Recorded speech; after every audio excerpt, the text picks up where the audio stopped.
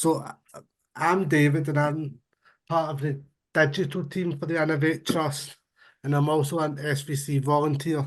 I have ASD, undiagnosed. I work for Innovate Trust and I'm support.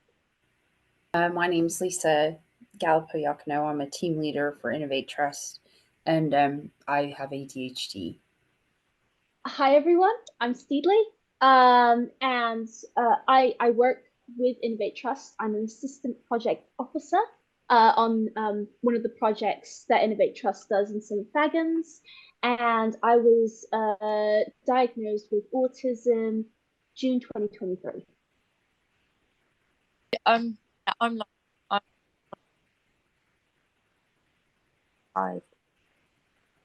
So tonight also, guys, we're going to be launching the Neurodiversity group on Insight. We're up to over 1,700 members as of this morning. So we have got some questions pre-submitted. So what is neurodiversity? Is the first one. Well, I think neurodiversity kind of the meaning of it, I suppose, alters from person to person, depending on where they are in themselves. So neurodiversity, to me, is an alternate way of thinking. So my brain processing works differently to what we call the normal. And the way I interpret information is very different to what the average Joe on the street would interpret. I have to say what I see, and I expect that level back from everybody else around me. And when people use sort of sarcasm or what have you, often it just goes over my head, and I don't quite know or understand where I fit in that. So that's my take on it. I would add, definitely just with autism and with ADHD, there are actual organic changes in the body, the central nervous system, that create the environment that leads to the differences, in thinking, the differences in being able to process, the differences in being able to organize your thoughts, which is one I struggle with a lot. Just being able to perform the tasks of emotional regulation, all hampered by inadequate wiring. In my case, and in other cases, there are different organ systems at play. Kind of piggybacking off of that, actually, the way I have always considered neurodivergency is not just necessarily a genetic deficit, but a genetic maladaptation, in the sense that neurodiversity, I consider neurodiversity to be a deviation from what most people would consider the societal norm. We live in a society that's evolved at breakneck pace, and from a genetic perspective, genetic makeup just hasn't evolved to keep up. And so what ends up happening is you have things that would do very, very well in the wild, such as ADHD would be able to notice, say,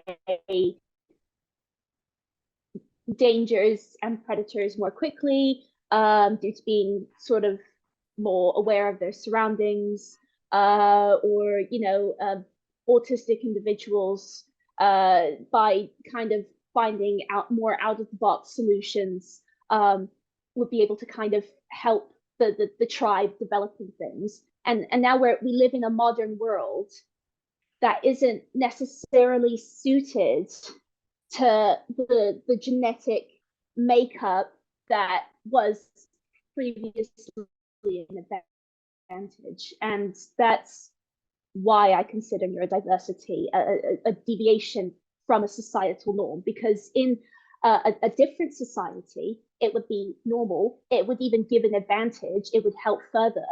But in this particular case, it turns into more of a handicap. Thank you. No, that was quite a good description of neurodiversity.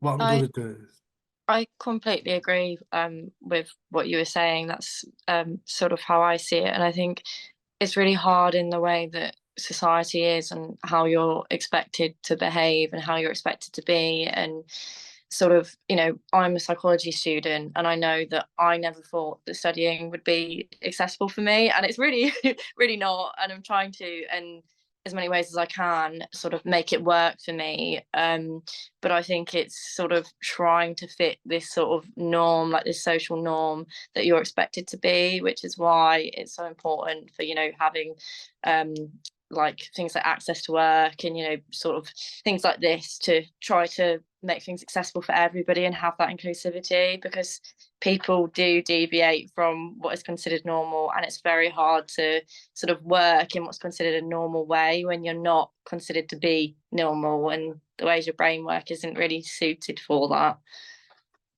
yeah, no, I must agree with all of them about neurodiversity. It was dead complicated first to me, the word and that, even though I've got autism and that, they didn't really use neurodiversity. So I have actually got a follow-on question to that is what does neurodiversity mean to you? Gotta say, it's really been a curse and a blessing. There are aspects of it, ways that I've grown, insights that I have that I wouldn't have had otherwise, but it's a tough old road to hoe, because you're trying to fit into a society that's not designed for you. I was talking to my QCF assessor. It was like, she's saying to me, "Oh, you'll get along great with this." I'm like, "Oh, you have no idea what's coming." Like, you just throw the book out because we're going to rewrite it. And that's the way it has to be, because the little box of learning, it doesn't matter how intelligent you are. If you can't fit into that box, it's not going to work for you. And the only thing I've ever found that does work for me is to try and hack my own individual solution, which in a weird way, I think makes me into a very powerful support worker, because I'm well used to doing it for myself. I agree with you there, Lisa.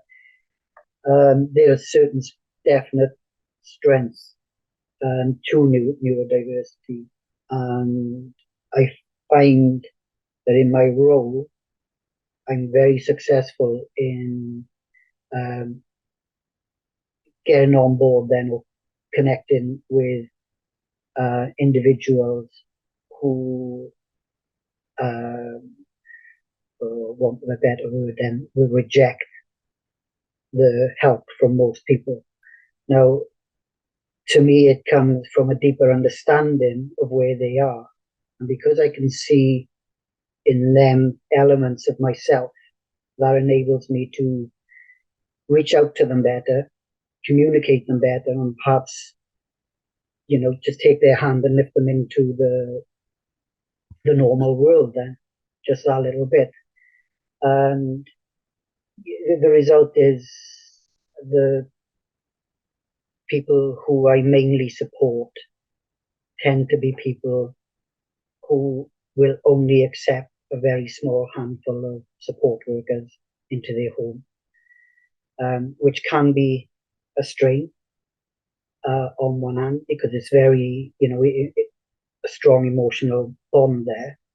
On the other hand, it's an honor.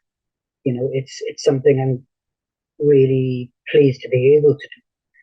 And it makes me feel better as a human being that there is an absolute role that I can play, in this world. Whereas when I was younger, growing up, I felt there would never be a place that I would fit. So strengths, they are massive strengths, and they should never be overlooked. Everyone remember that.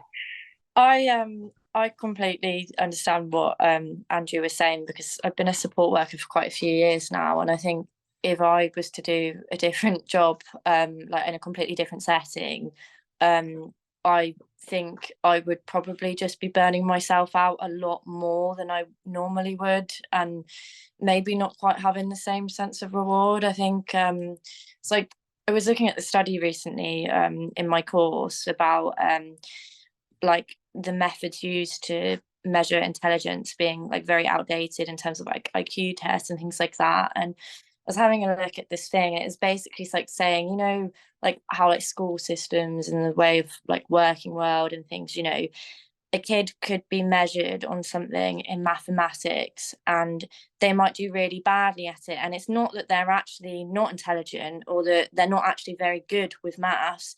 It's just that the system isn't made for them. And actually, they might be really good at setting up their own business stalls with family and making a lot of money with them and knowing how to regulate that. And in that way, in that context, it's very, very smart and they're great at it. But you put it in the context of how it's made for them in a school, it doesn't make them feel good about themselves. They're going to look very unintelligent when they're not.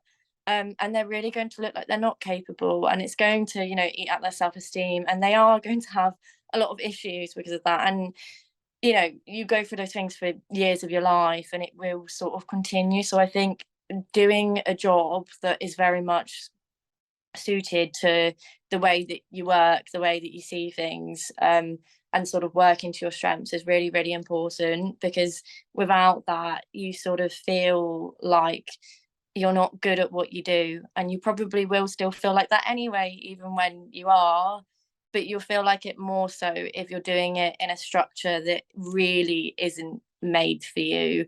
It's quite hard to learn those ways that do work for you, and it's different for everyone with all sorts of neurodivergencies. But I think, yeah, it's definitely something that's really, really important. I know that when, you know, I've supported people, I've definitely felt really good about myself sometimes, and knowing that I was maybe the person that I needed, knowing that I, you know, hadn't had that, and maybe just because somebody didn't have that lived experience and same level of understanding. I think sometimes you can pick up on that. I feel like a lot of us here can probably relate to maybe feeling like you have like a neurodivergent sort of radar, or like, you know, even sort of like some sort of radar for picking up whether somebody has that sense of real empathy, and real understanding, where you know that it's genuine and it's not just that they're passionate and they love their job. But that is very much a lot more obvious, I think, in people who have some background, whether it's themselves or someone they know.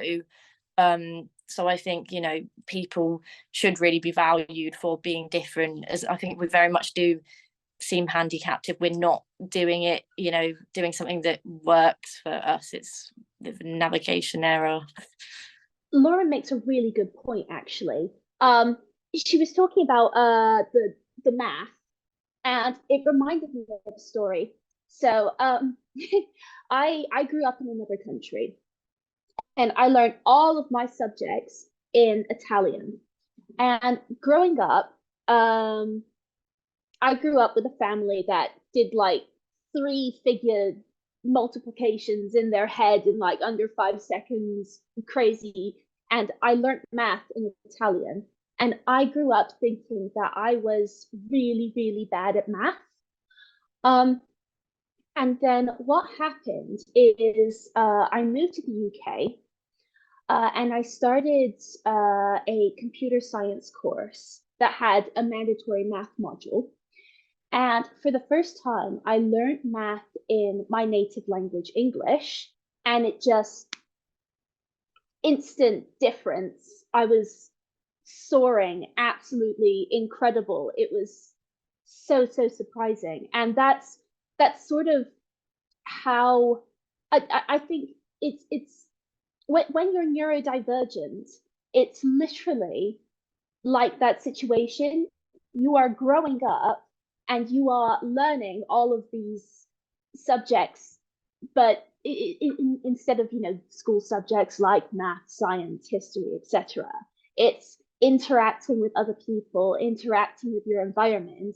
You're learning it in a different language, and of course you're not going to be good at it. It's not the language that you should be learning it in. It's not language that is adapted the best for you.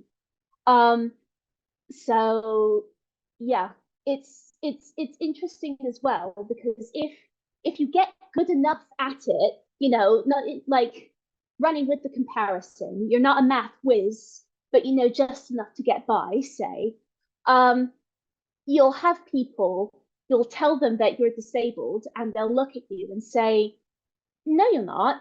there's no way, you know, you're just a little quirky, you're just a bit eccentric. You were just mature for your age when you were growing up. You just didn't play well with the other kids. And it's like, no, I'm very much disabled.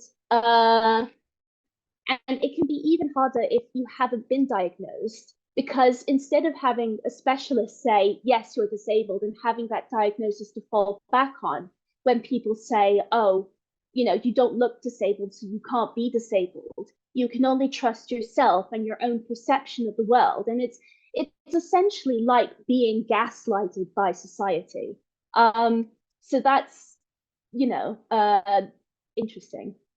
I'm actually going to go into another couple of questions. Some of them is related to, so one of them's actually related to the support side. So how do you think we can best support someone who is neurodiverse and inside the neurodiversity community? I think supporting someone who is neurodivergent it's a matter of taking your time, really, and giving them the room to breathe and them to communicate in their own way, because everyone communicates differently. And of course, neurodivergent people, they have different levels of, you know, there's the extreme right down to the mild, and each person is going to be very different to the next.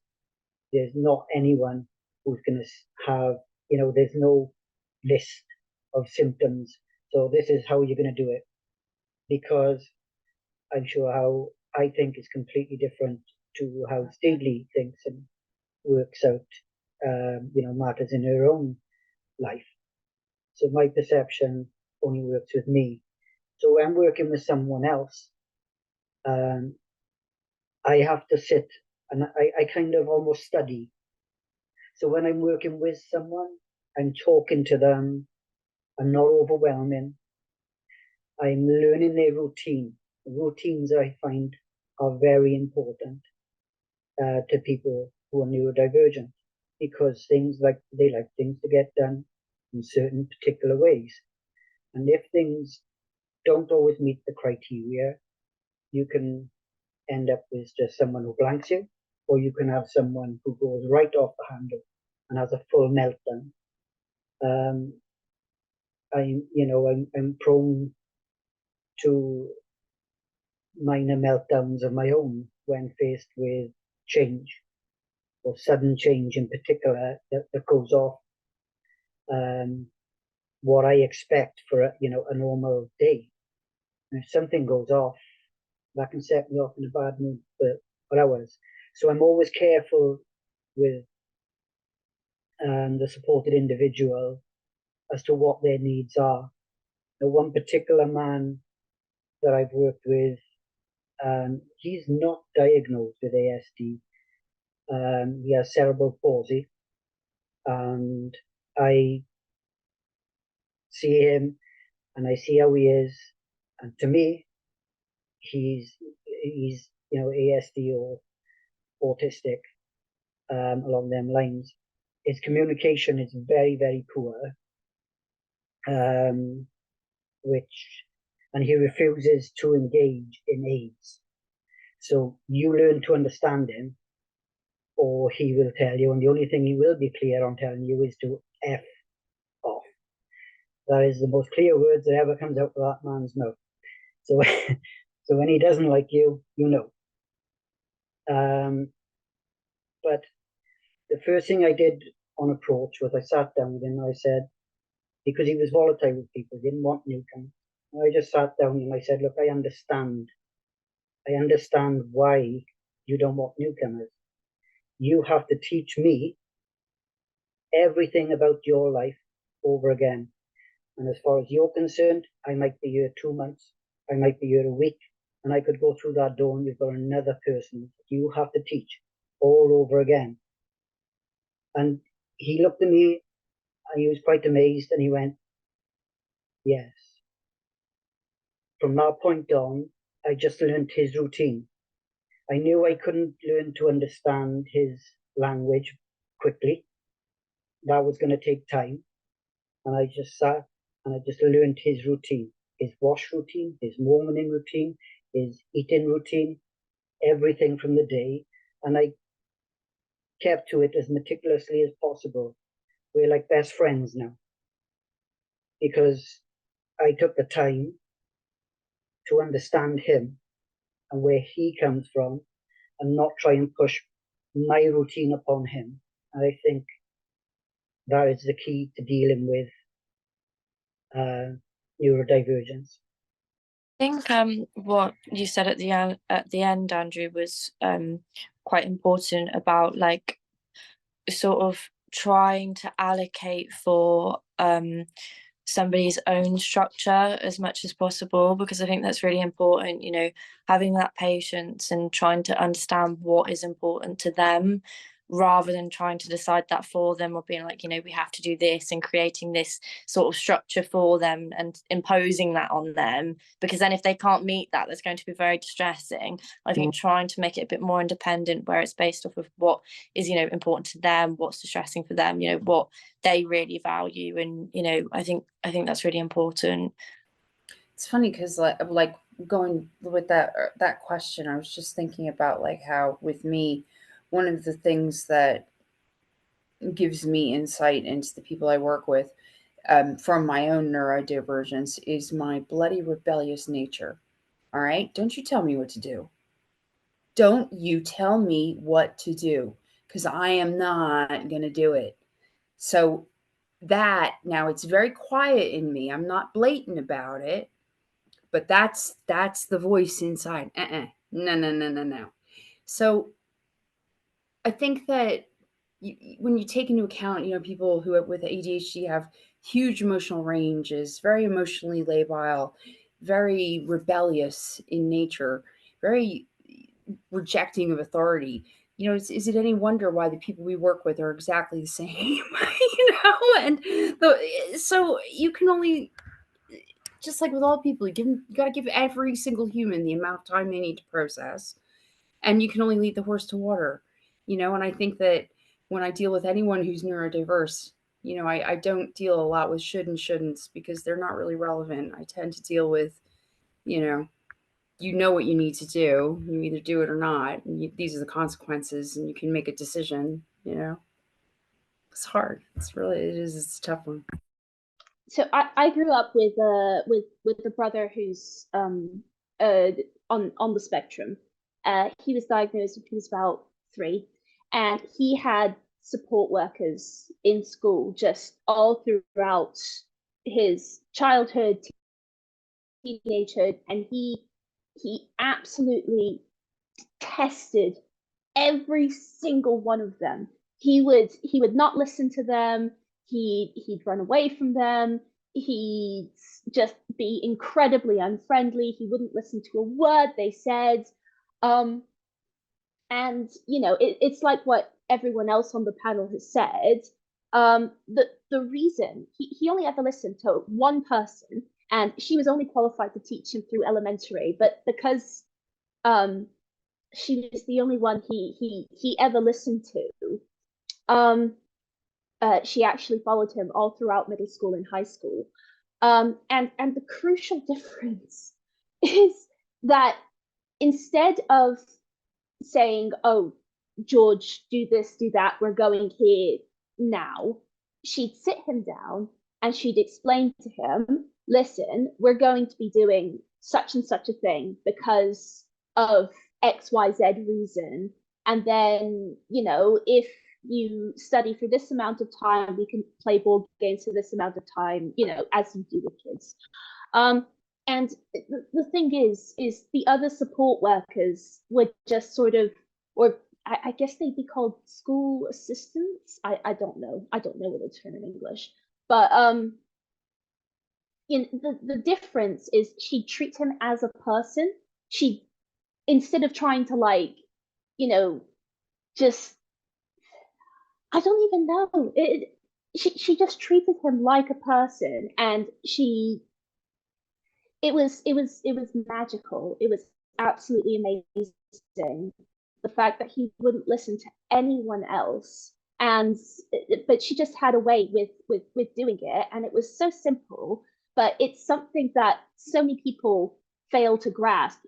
It's not completely, their fault. You're tired, you're dealing with multiple, students, people that you support, but it's so important to just have a connection with the person that you're supporting, and with the person that you're in contact with, because if you're just there as a body and you're making them do things, of course they're not going to listen to you. But if you treat them like a person and listen to them and explain to them why you're doing things such and such a way, and it makes things better. I'm not quite sure how to phrase it. I think a lot of it's due to like expectations. I think it's like, as much as rules are, helpful for sort of having a guide and a framework, and maybe if we had nothing, we wouldn't really know what to do. We might need some sort of structure to sort of be able to do something. I think it's sort of something feeling like it's an absolute must, where it's completely expected of you. I think that can be very off-putting and maybe make you feel like you're doomed to fail. You maybe feel a bit overwhelmed by it, to the point where you have that paralysis mode of maybe not being able to do anything at all, or just wanted to completely oppose to doing it because somebody's being like, oh, you need to do this and this is what's sort of being demanded of you. I think a lot of it is just about framing something in a gentler way, where it seems like somebody maybe has more choice in it, even if it is being sort of like being led somewhere, like a guide. I think a lot of it is framing, really, sort of in the same way of having like the social expectations from others. I think it can just be quite overwhelming as to the way that it's put out. No, thank you. So I'm just double checking some more questions. So one of the other questions was actually relating to activities, which myself and Steve can maybe answer. It was, how can we make activity sort of sessions more inclusive on insight and in person? So for me, it's probably getting the volunteers stroke some of the external organisations maybe trained up in neurodiversity. Because, for example, there is quite a lot of good training about neurodiversity, such as autism awareness, which Innovate staff get, but the volunteers don't get access to like some of the autism awareness training or the learning disability training, I would say. So it'd be quite good maybe to get volunteers involved. So Innovate's actually recently joined up to neurodiversity and business as well.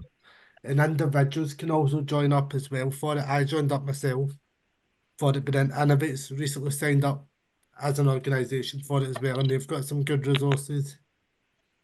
My son is also ASD, and he struggled with anxiety from a very, very young age, and he did not cope at all in school, to the point that when he was 13 years old, he left school. He came out, and I opted to home tutor. So when you home tutor someone, the school that pupil was in, they retain ownership then, if you will, of that, or responsibility for that student. So what they're supposed to do then is supply work and organise tutors to come to the home. The school my son was in was very poor, and in the 3 years of his GCSE, they never produced a single page of work for him to do at home. I struggled to do that myself whilst working full time, and eventually tutors were supplied by the council, and these tutors were supposed to be, professionals. And I'll never forget one came.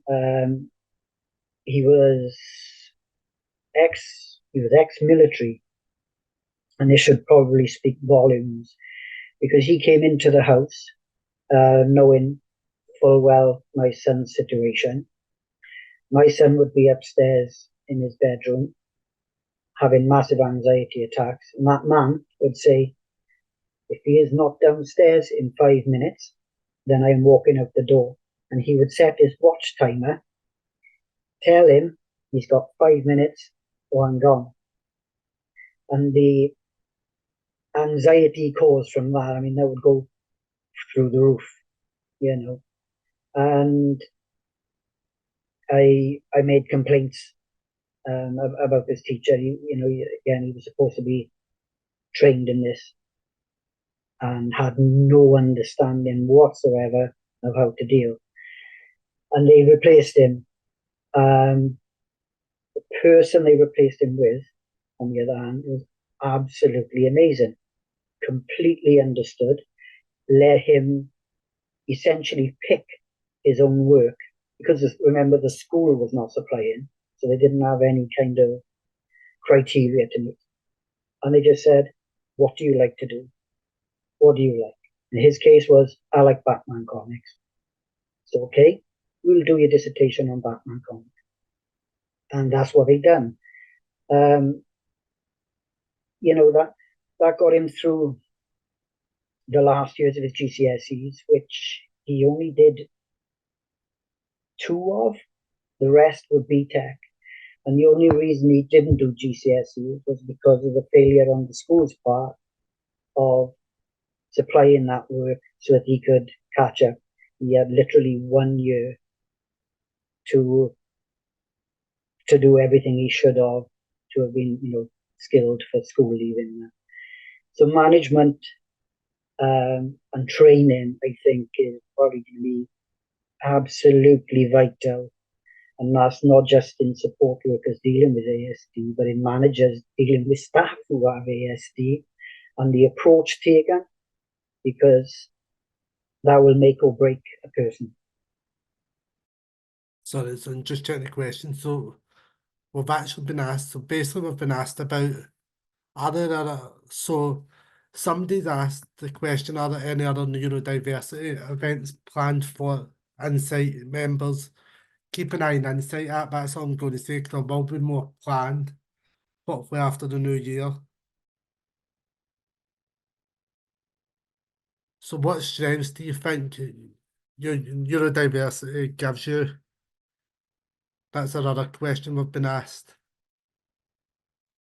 So for me, it's probably getting to know a lot more people, because part of my autism and that is getting to know people a lot better. Like, I don't know where I would be today without Innovate and Insight and also Zoom.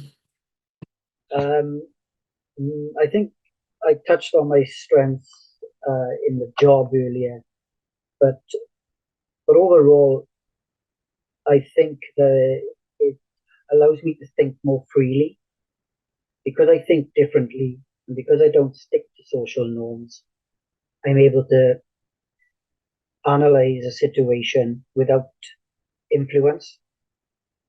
So again, that might make me go off on different tangents to the normal masses, but being able to think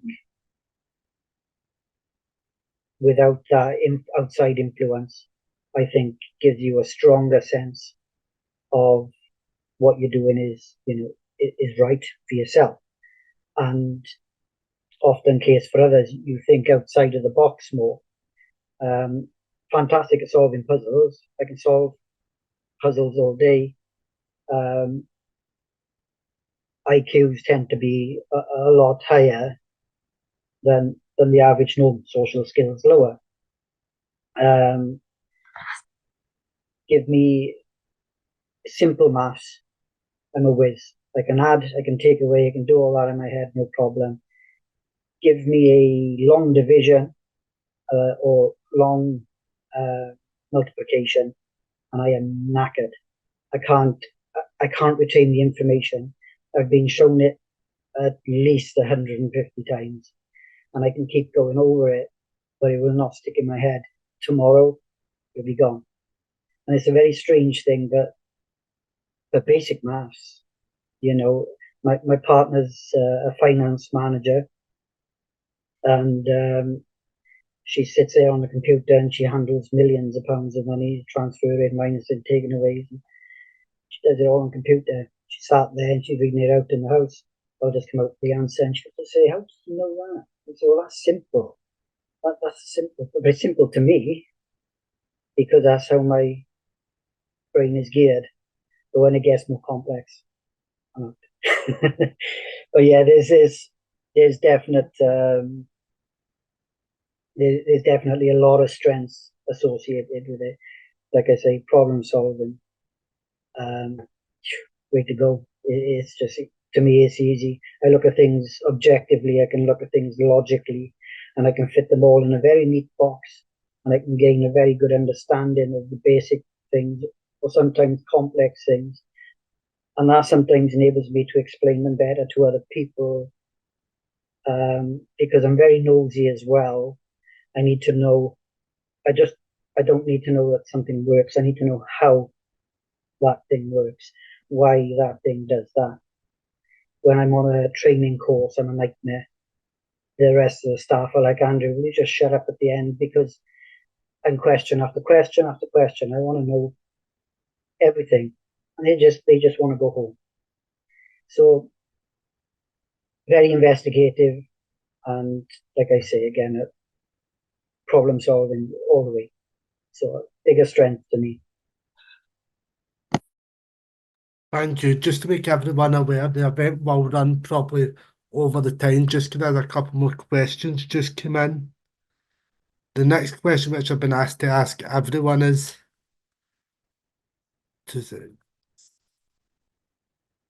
so how can we improve accessibility for employees and volunteers? So I'm going to go to everyone in the panel for that one.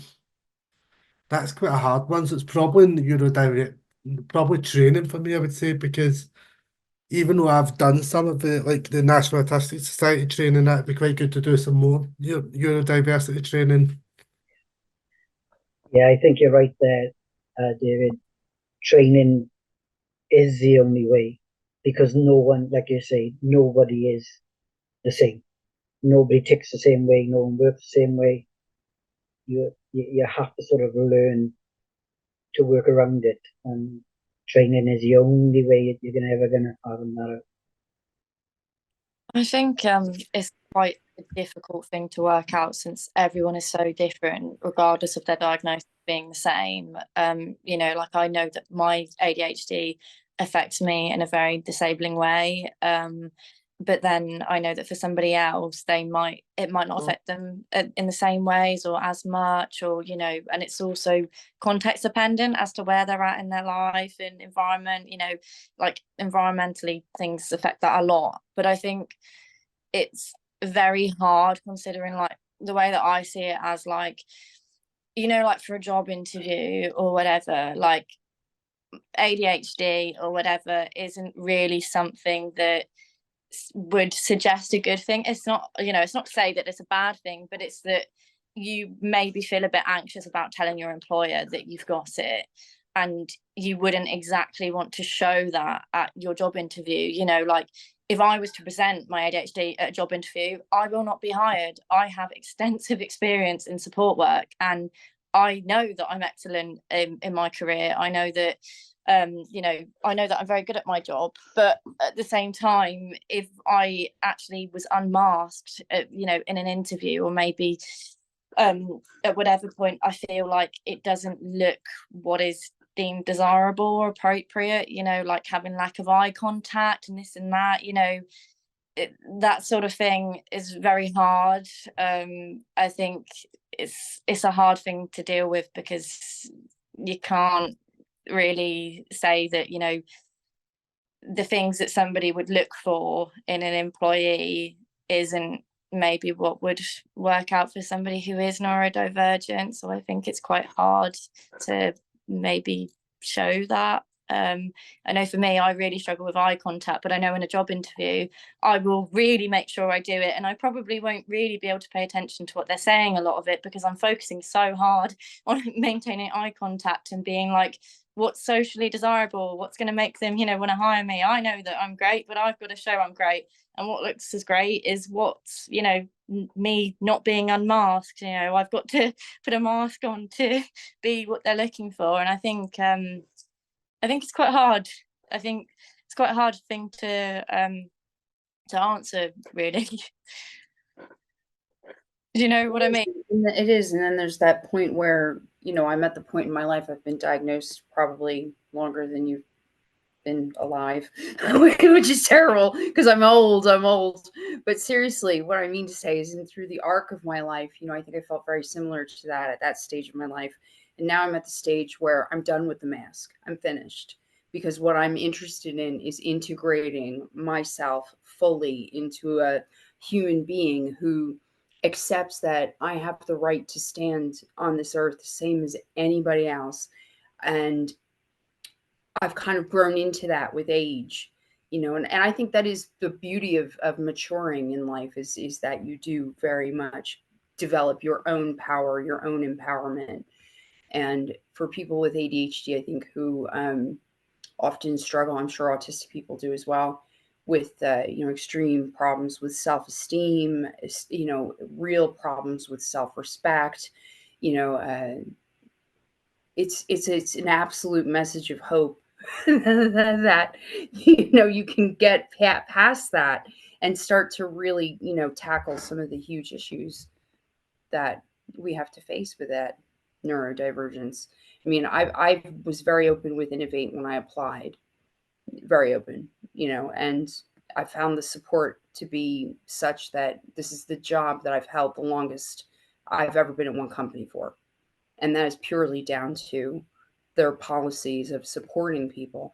And I think just the fact that they discuss neurodivergence publicly is phenomenal, because so many people just don't want to talk about it because they don't want to be seen as the crazy person. Well, you know, that ship sailed for me a long time ago, and it was better for me to just acknowledge that and be honest with it to myself and just stop trying to hide it. And just be like, well, there we are, you know?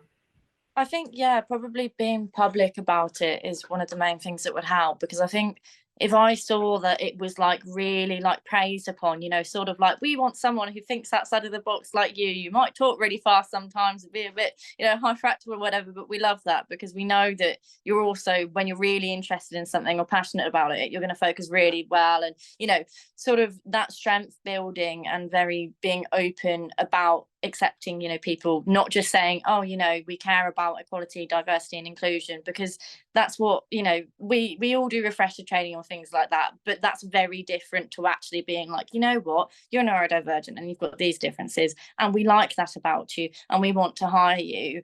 I think, you know, you don't necessarily feel comfortable to be unmasked straight away. I think that's something that for me, it will take a very long time for me to actually start to show. And, you know, I wouldn't do that openly from the beginning, and it burns me out. And I know that a lot of people will be the same. You will get ill, you will have sick days because you've been feeling like you have to act this particular way because it's socially described, you know. And I do have my periods where, you know, life is much more painful than others, you know, and times when I just can't. But the interesting thing is, over the course of, you know, 35 years, the growth on a personal level has been such that, you know, I'm far more accepting of myself, my foibles, my, you know, my faults, my humanity. And I think that is one thing that really, if you're neurodivergent, you've been raised with this, you don't get it, you don't understand, you don't know the rules, you can't behave, you're lazy, you're this, you're that, you know, and it takes such a toll, you know, that when you lose that, you don't even realize the burden you're carrying until it's gone. And you're like, holy crap, you know. Yeah. It is literally a lifetime of being gaslit by society as to be a particular way and looking like, because you deviate from the norm, that you're not maybe socially acceptable, or you just can't do things, when actually you can do it. You can only do it in the ways that you can do it. You just can't do it in this way that's laid out for you. So I think, yeah, it's trying to see what works for people as individuals, probably a lot of trial and error, because I know for me, I don't know works for me, or a lot of it, because I'm still trying, and now I'm trying to sort of learn this oh, trying to be unmasked and actually saying, oh, this works, you know, I wish I did things like this, because I've constantly felt like I had to do this opposite, because that's what is given to you throughout your whole life. But yeah, definitely being open about you know, actually looking maybe for people to work or volunteer and being neurodivergent, or things like that, really. And maybe being open about the fact that there's training and things for it, so that people know that it's something that seemed as more acceptable or normal. Yes.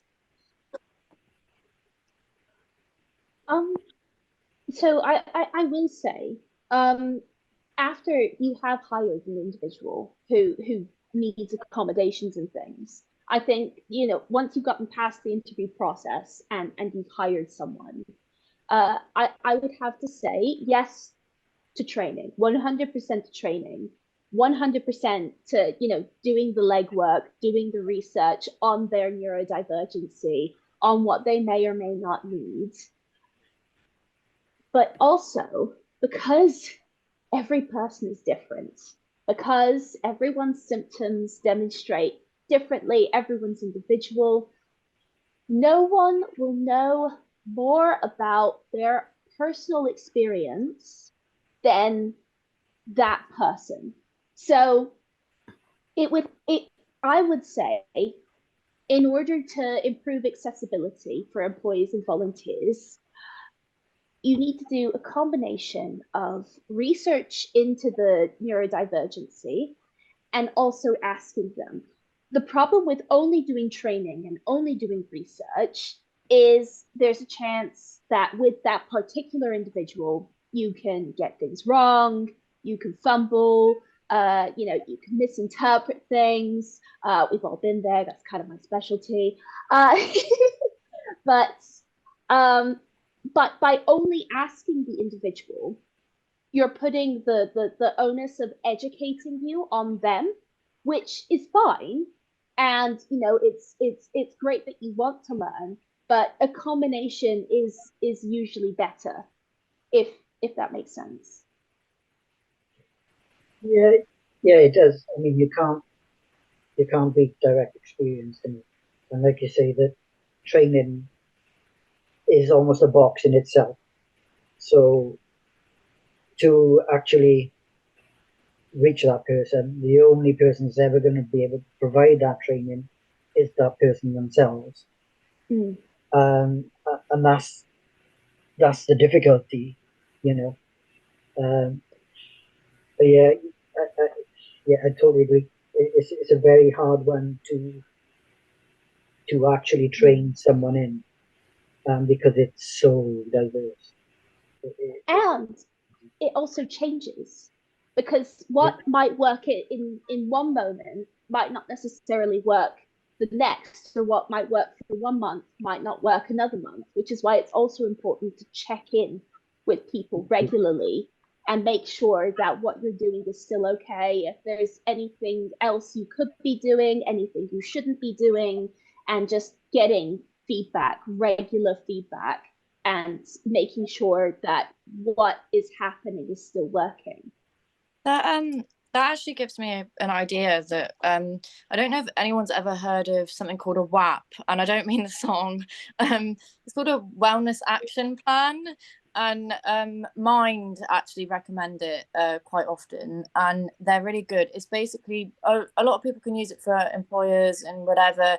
You can use it in relationships, and the way that it can look is very different. You can change it, but it's basically just to say, like, these are my triggers, these are how I might act when I'm feeling like this is my, you know, basically stating, you know, what to maybe expect from somebody at different times, or, you know, certain triggers, certain wellness things, certain things that would say, like, this is what would motivate me, this is what's unhelpful for me, all of this sort of thing. It can be really, really useful. But obviously there's loads of different wellness action plans and they all look very different, but finding some sort of a framework to maybe use that as a template with like supervisors and doing supervisions could probably be really useful, but also sort of like a little bit of a like read about me for employees and employers and whatever would be helpful. Thanks, Lily, for putting that into the chat. I've just done a quick look at it, and actually it's quite a good. That's good to know we're working on it. So we have had a last minute question submitted to us. So what advice would you give to someone going through a neurodiversity diagnostics, or what advice would you give to someone supporting someone through a neurodiversity diagnostics? Advice supporting someone who's going through a diagnosis.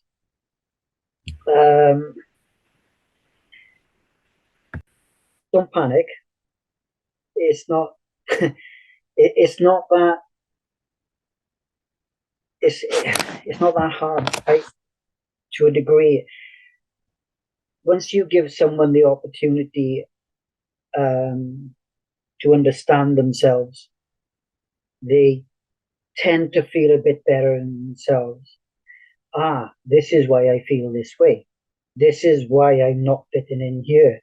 It's almost a relief for that individual to get an understanding of why they are so different.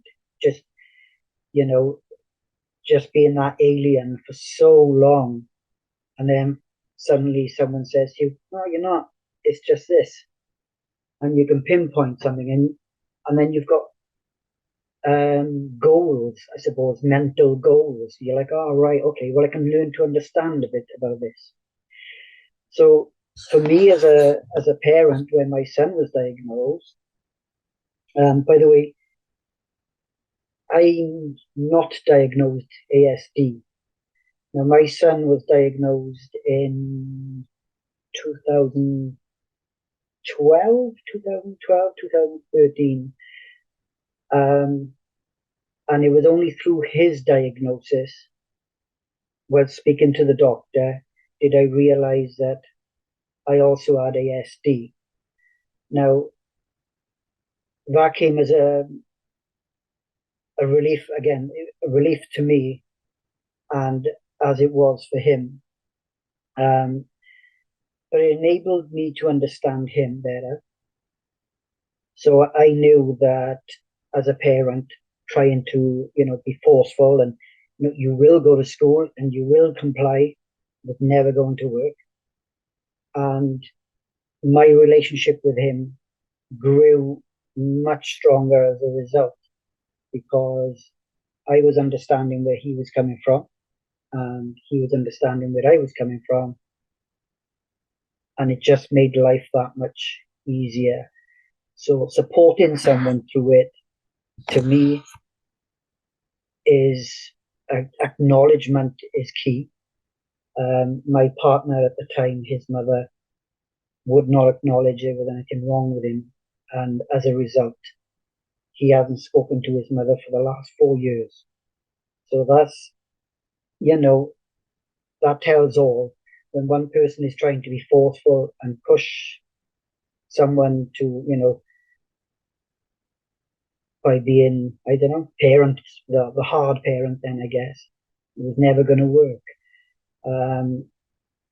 But when you nurture that ability, nurture their strengths, and walk with them, you wouldn't have a problem at all. You're going to find someone far more compliant, someone who's far more accepting, and will have a much easier time in their life, because they're not going to feel like the alien they've always thought they are.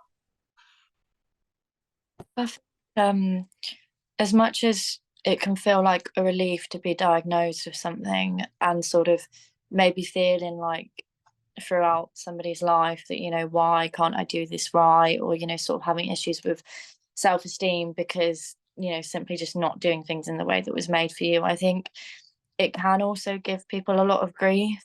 And it can be validating, but it can also give you some sort of grief into sort of like, if you were diagnosed sooner, maybe how different your life would have looked, or maybe you would have got better support, say in school, maybe you would have done better with exams or whatever, and be a bit further in life. I don't know. I think a lot of people who are neurodivergent, especially being diagnosed later in life, you constantly feel like you're playing catch up anyway, and then probably feel like that maybe a bit more with a little bit of like post diagnosis grief. I think it can be hard to deal with a diagnosis, even if you're looking for that validation. I think once you then get it, it can maybe feel like a bit of a different feeling, mixed feelings. But I think doing reading can definitely help. I mean, I've personally found I'm reading a book at the moment. I got my mum to read it first, and she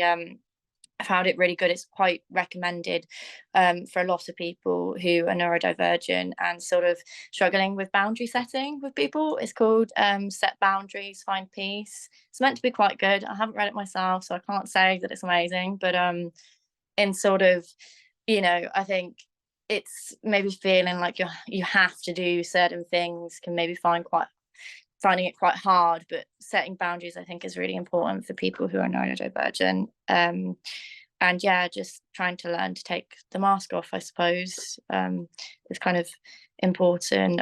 There's quite a lot of neurodivergent speakers out there now who talk about a lot of things and have lots of tips that can be quite helpful. I know that I found it quite useful. There's a book that came out recently with some resources and recommendations by a girl called Ellie Mids, I think her name is. It's called Unmasked. It's a pink book. It's on Amazon, and it's a girl from Manchester. She's quite young. She's got ADHD and autism, and she's got all sorts of resources and a website as well. So yeah, I don't know, those are my suggestions anyway. That and finding some good fidget toys, that's always helpful if you're feeling a bit anxious or hyperactive or a little bit of social anxiety or whatever. Fiddle with it in your pocket quietly. Larry, I'd like to recommend Attitude Magazine. It's an online magazine, but they have extensive evidence-based podcasts on YouTube and Spotify.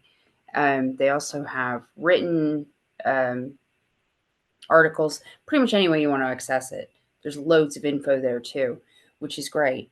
And there is a grief process. I mean, without a doubt, there's a total grief process with accepting that you have any kind of difference in you, I think. But for me, much like Steedley said, recognizing that she was speaking a different language, for me, the analogy I always had was, well, shit, I've been navigating Cardiff with a map of London this whole time. No wonder I'm not getting anywhere. No wonder nothing I do works. The frustration. And then finally going, all right, so instead of trying to solve problems I don't have, why don't I just solve the ones that I do have, like emotional regulation and executive dysfunction? And suddenly I started getting results because I was applying my effort in the right place. And that made a huge difference. One of the big things that has helped me through my life, so even before I was ever diagnosed, not diagnosed, even before I realized I had ASD, I played Dungeons and Dragons a lot. So I was about 13 years old when I started that. So it was back in 1980s. Yeah. And we've spoken quite a bit about masking here. And of course, masking is where we put on our personas, where we try and be the professional, or we try and be the dogged-in husband or what have you. And we have these different things. And of course, it's exhausting, it's mentally exhausting. But I played Dungeons and Dragons for such a long time. And of course, in Dungeons and Dragons, you take on a persona and you play out that character's life using dice and maths and a bunch of like-minded people. And I did it for so long that eventually, only the last few years really, I realized what I was doing. And I was using Dungeons and Dragons as a tool to alleviate my alienation in real life. And similar here to Lisa's point of view, I got to that point where when I realized it, I didn't want to do it anymore. I didn't want to have the mask. And I took steps to actually drop it out of my life, and slowly and but surely have sort of cut that part away. And as Lisa said, you get to the point where you don't care anymore. If society, they can look at me for what I am, and I'll be damn well proud of who I am and what I am. It might be different. It doesn't make it worse. And yeah, that's one thing. My son now has taken up Dungeons and Dragons, so, and I'm quite relieved because he has so struggled. He has been, really bad to the point where, he would give up everything, give up life, So I'm seeing a change in him because he's getting that rest from normality. So I would say, if you're supporting someone with neurodiverse problems or not necessary problems, sometimes they're a benefit. But that was a very good way of just alleviating some of that stress. Just get the books, sit down with some dice, have fun, and that helped me through my childhood so much, and I'm seeing it help my son now. So I think that's a good one.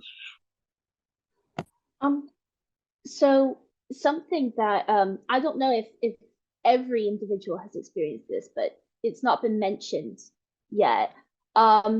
Something that might be experienced during the diagnosis, of course, I'm drawing from my own personal experience, is imposter syndrome. So when I was growing up, a lot of my ASD symptoms were initially diagnosed as mental disorders. So anxiety, depression, bipolar, whatever. And, I got put on medications, went through extensive therapy.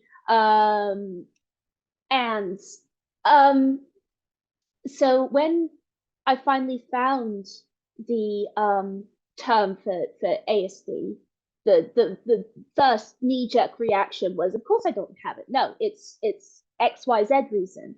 And even when I knew it was a thing and I still wasn't diagnosed, as I was going through the process, I was like, am I fooling everyone around me and also myself?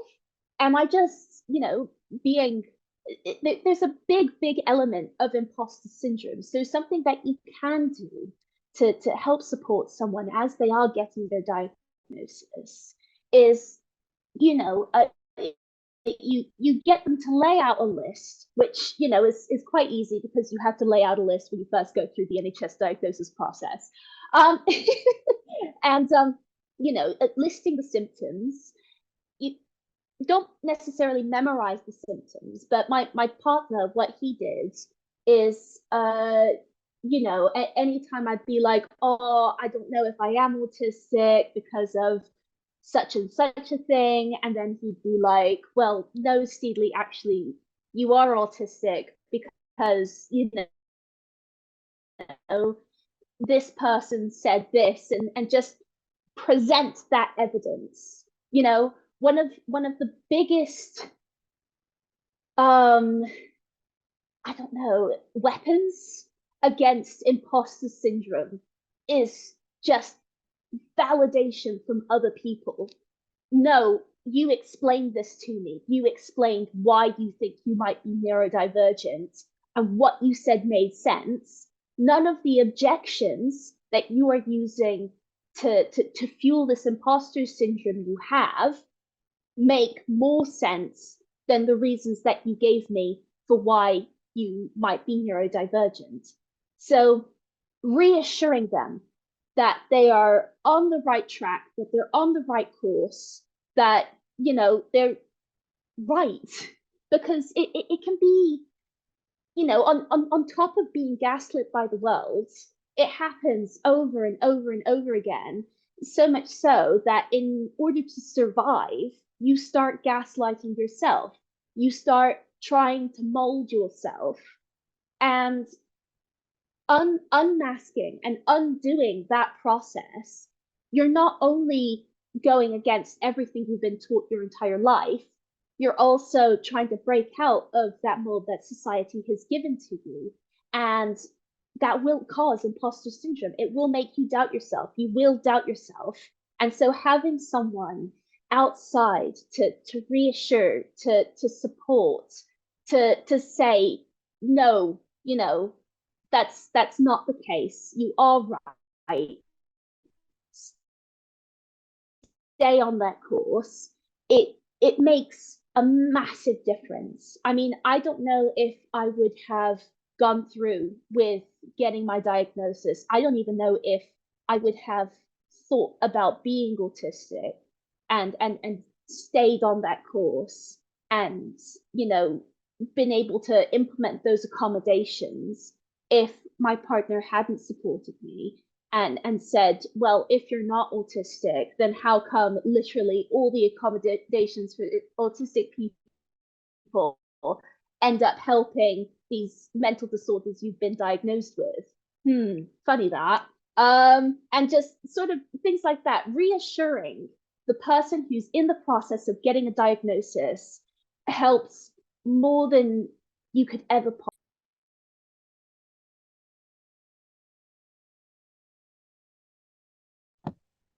Yeah, that's absolutely right. Reassuring, and it's going to be okay. I mean, it's not the end of the world. You know, you're not going to implode. You know, it's fine. Your life, I think, post-diagnosis gets a little bit better. It just gets a little bit better because you have an understanding, and I think that's absolutely vital. I think the more you understand yourself in life anyway, the easier things maybe become, but especially when you start to learn those things about yourself, it definitely helps. And I think it is difficult, but realistically, you're the same person as you were pre and post diagnosis. It's still you. You're no different. Nothing's actually magically changed, and there is no magic wand either to make it go away or get better. It's just you now have the validation that you might need to be able to make the changes and maybe allow yourself to make. And also it's easier, I think, to maybe figure out certain adjustments that could work for you by seeing, you know, certain frameworks that are out there, and just trialing and error loads of different things. And if certain things don't work for you, it doesn't mean that you don't have whatever it is. It's just that thing doesn't work for you specifically or at that given time. But I think that imposter syndrome probably will try to freak in a little bit to be like, oh, are you sure? Even post-diagnosis, it happens. But yeah, it does get better. It's hard.